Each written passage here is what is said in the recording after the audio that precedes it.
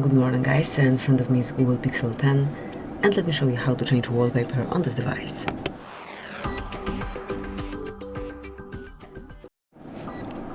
So at first enroll the settings, then find and select Wallpaper and Style, and here pick the album from which you want to select your wallpaper over here.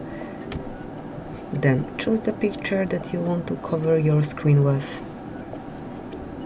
mark next, and then decide if you want to set it on both lock and home screen. If you want to place this picture only on, for example, home screen, just unmark lock screen, but basically that's it, mark apply, and from now on it is set. So that would be all. Thank you for watching. Please subscribe our channel and leave the thumbs up.